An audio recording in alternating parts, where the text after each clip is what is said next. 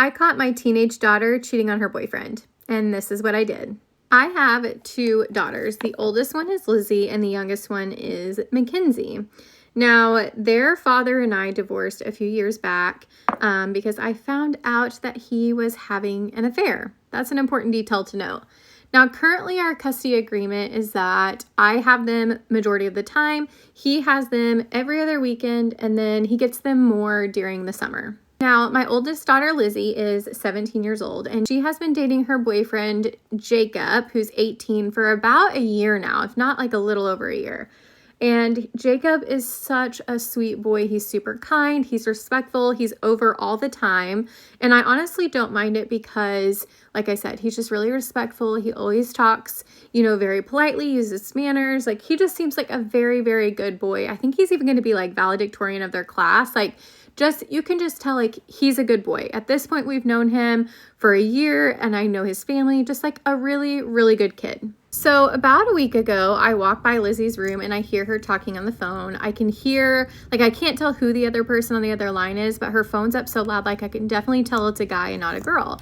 And she was being very flirty, just typical, teenage flirt, okay? And at first I was like, oh, she's talking to Jacob, of course. You know how teenagers are, very clearly talking to her boyfriend. But then as I walk back by her room, I hear her say Brandon. And I'm like, oh, I don't even know who the heck Brandon is. Who's Brandon? So I'm trying to do this whole thing where I'm not really in her business, even though I kind of am in her business. I think there's a fine line as a teen parent where you want to be involved and you want to know what's going on because you want to keep them safe, obviously, and you want to make sure that they're not making any decisions that they shouldn't be, but you also want to give them some sort of freedom and trust that you've raised them correctly enough where they're not going to make crazy mistakes, right? Everyone's going to make mistakes. I know this, but I just try not to be super, super involved, overpowering in hopes that, she will talk to me if she needs to. So I don't say anything at this time. So the following weekend, after I've heard this phone conversation with someone named Brandon, and Lizzie mentions that she's going to go to the mall with some friends. Totally fine. Not out of the normal for her to do that. So I look out the window. She's getting ready to leave. She's got her stuff. She's put on her coat at the door, all the things. Leaves. I look out the window just to see who she's going with because she never said. So I look out the window and I see that she's getting in the car with a different guy.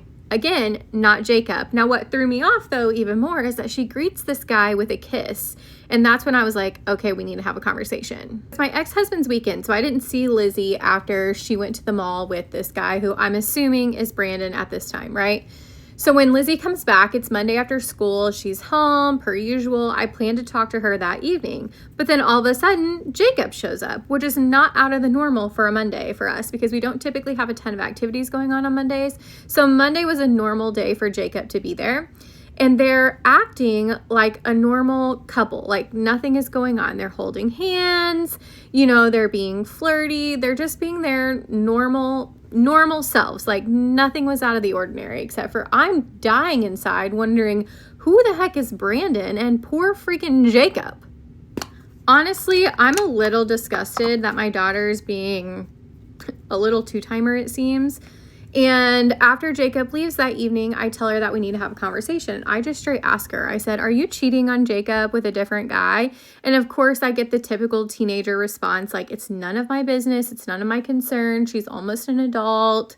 I need to butt out, all the things, right? Your typical 17, almost 18-year-old response. Now, I told her that I did not raise her to be this way and that I would not stand for her treating someone that way. Jacob did not deserve that. And honestly, she didn't deserve it either. And she just kind of told me that she was bored with Jacob and she wasn't sure that she wanted to break up with him, but that this Brandon guy was exciting and new. And now look, I get it. Like I said, she's 17.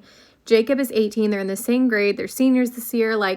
I get the raging hormones and maybe being bored or, thinking that you can find better elsewhere. They're young. I totally get that. Totally get it. However, I did not raise you to be this way. I told her if she wasn't happy, she needed to break up with Jacob. They were young. It would be fine, but that cheating was absolutely unacceptable and that she would have consequences to her actions and she needed to be honest with Jacob. I even told her, like, how would you feel if the roles were reversed and you found out he was cheating on you? Like, you would be devastated. So don't do that to somebody else. She, of course, got a teenage attitude with me. It was a whole situation. So I grounded her. And I also told her that she couldn't go on her senior trip. Parents of teens who are currently split from their significant other, you guys will probably understand this. But of course, after I grounded her, what does she do? I'm going to dad's. And there she went. She went to her dad's. I kind of expected it. It's always really frustrating to me when they try to play parents against each other. I really don't like that. But also she's at the age where I really can't say anything. If it came down to a court issue, they would allow her to pick that she wanted to go over there anyway. And with my ex-husband not really being super helpful in this avenue because he wants to be the fun parent, I was kind of stuck either way. So I had no choice but to let her go. Now, of course, my ex-husband calls me and tells me that I'm being unreasonable and that I shouldn't let my bitterness against him, I shouldn't take that out, I should say, on his daughter.